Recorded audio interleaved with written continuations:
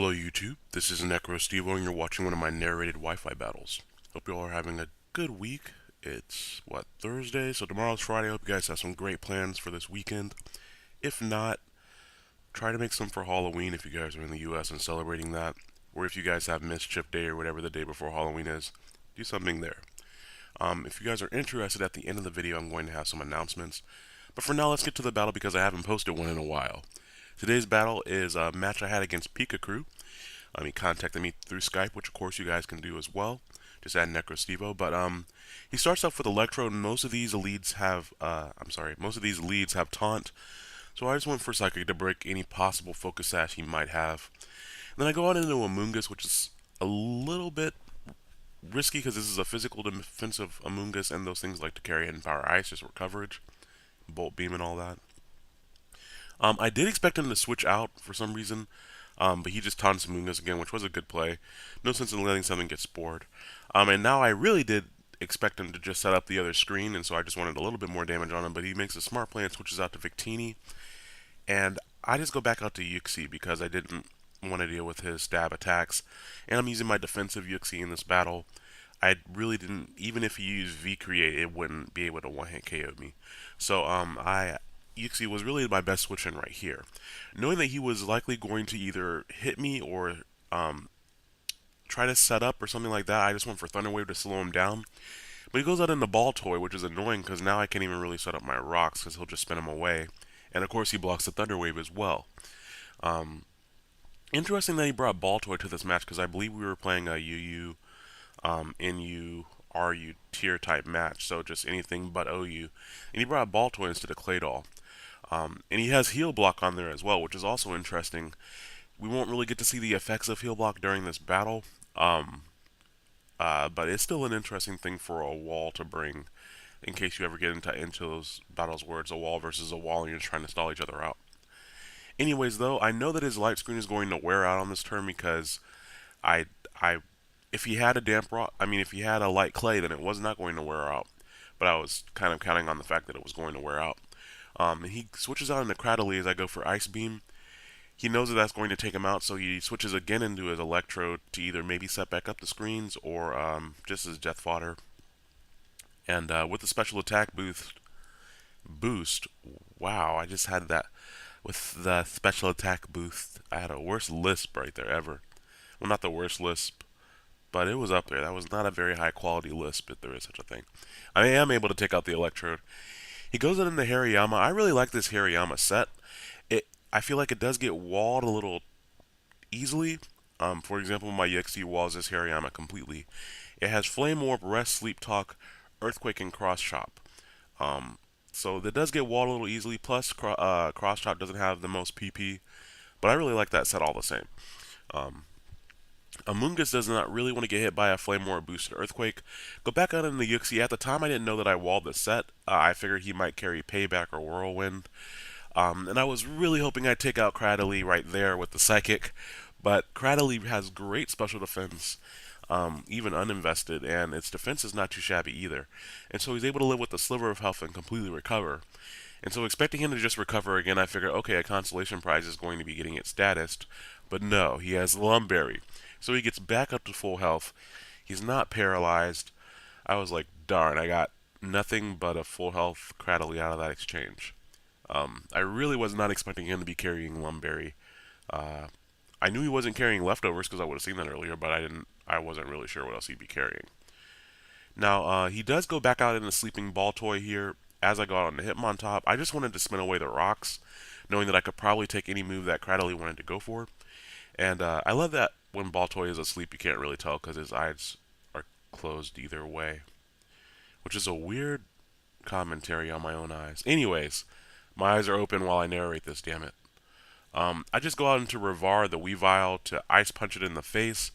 His team is actually a little bit Weavile weak. Outside of Hariyama, whom does not have thick fat, so I could still hit it pretty hard with an Ice Punch. I actually need to breed another Weavile and put Ice Shard on it, because this Weavile does not have Ice Shard. But I'm actually figuring that his Cinccino might be scarfed the way he brought it in, so I really didn't want to have my Weavile get hit too hard, because Skill Link Rock Blast would really hurt. Um, in fact, it would most likely kill after about 3 hits. But anyways, that aside, I bring in Amoonguss, it gets paralyzed, and he brings back in his Hariyama.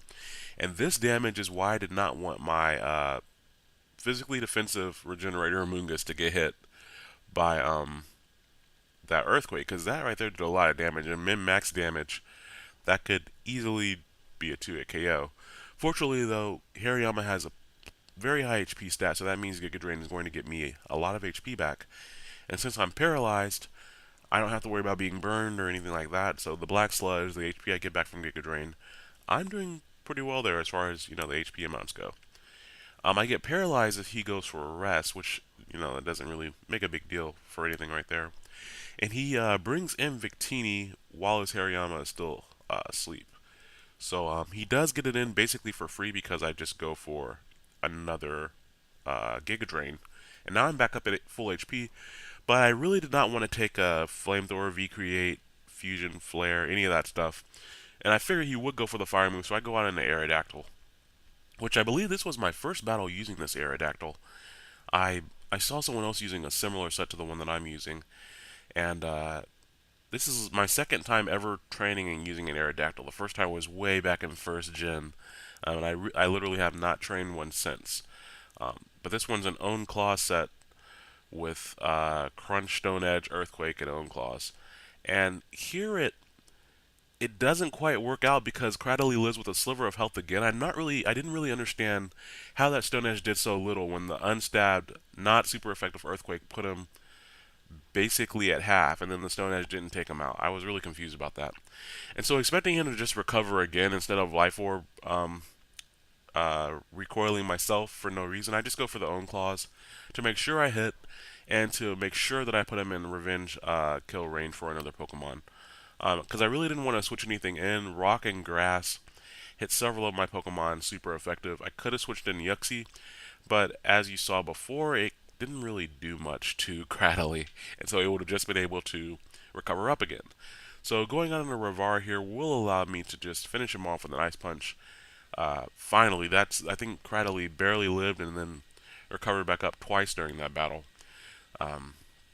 Unfortunately, he does have Hariyama, and I cannot risk staying in and him getting Sleep Talk and getting a... I don't think I would be able to live an Earthquake either, so I just go out in the Yuxie, whom I know walls it at this point. And he gets Earthquake, Yuxie has Levitate, not a big deal there.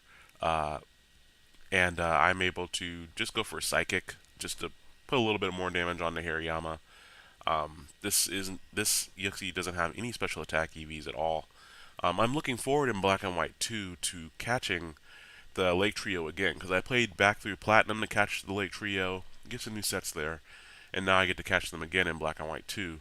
So it'll be a nice opportunity to get some more sets going and get some good natures going, and hopefully some good IVs. I had good luck capturing Terrakion and the other Musketeer Pokemon again, because I got a few with really high speed IVs alongside a speed nature. We're talking 28, 29, 30 speed IVs. So that definitely worked out. Now I get paralyzed a few times going against Cinccino there, but basically I ended up psychicking it to death. And then Victini comes in and uses Flamethrower. I was really surprised by how little that did. I know I'm bulky, but he might be mixed, in which case neither of his attacking stats are going to be as effective. But I was really expecting to just Death Fodder Yuxie right there, because that Flamethrower didn't do very much. But he does finish off my Yuxie, which is fine, because now that he is paralyzed, I can just bring in something and basically finish him off very easily. And so I go out into Colonel Twist just to fake him out and then Mach Punch him in the face. Of course, Colonel Twist carries Black Belt for Mach Punch, because that's the move I end up using a good 70% of the time. And his other moves are Bullet Punch and Rapid Spin, so he's super priority, super utility priority, basically. If I just need a spinner and I need priority in a team, I bring Colonel Twist, and he has a weird EV spread that allows him to live a lot of attacks. Here, once again, we see the power of, this is probably a max attack Hariyama, I'd imagine, max attack Adamant, and that Earthquake does a ton of damage. This is a decently bulky Hitmontop on both sides of the spectrum, and that is he's able to 2-hit KO me with Earthquake. That's not even a stab, nor is it a super effective move. So I was very surprised by that. And I've been playing around with Hariyama on a Hail team I was trying to build. And Hariyama actually does pretty well. I've encountered a few teams that just couldn't do anything against Hariyama. He's either too bulky, or he just is able to have a lot of counters against a team depending on the moveset. But I ended up winning that battle, I think 2-0. I think I had Weavile and Porygon Z left, I believe. I think that's what that was. Anyways, though, thank you, Pikacrew, for that match. That was a very interesting match with some interesting sets in there. Hope you guys are enjoying Black and White 2. Just a few updates on things. First of all, Black and White 2. I've been playing that almost non-stop since it came out. I think I have 114 hours on White 2. And I'm about to start Black 2, which is the one that I will be running on my R4, I believe. So that I can, of course, download high-quality battles on it. And not only will I be, of course, posting battles, but I'm going to be creating an EV training guide and a leveling guide for Black 2 and White 2, the best spots outside of the Black Tower and White Tree Hollow. And if there are any other videos you guys would like to see regarding more tutorial things like that, let me know so that I can start putting those together. And if you guys would like to battle me, of course, add me on Twitter. Go to my Facebook page. Go and add me on Skype. I'll put all that information in the description, but I am normally around there. My job search is finally showing some results, so that's kind of why I've been a little bit more busy. Hopefully, these opportunities that are coming up that are more prospects than anything else, hopefully they yield some fruit. So I hope you guys enjoyed that battle. Of course, if you're curious, I will not go back to posting the low-quality battles, but like I said before, if I have low-quality battles that I have in my backlog, and they're good battles, I'll still post those from time to time just if I need content, because I haven't really had a chance to record anything new. But I hope you all have a great, great weekend, and I will talk to you all later. Bye now.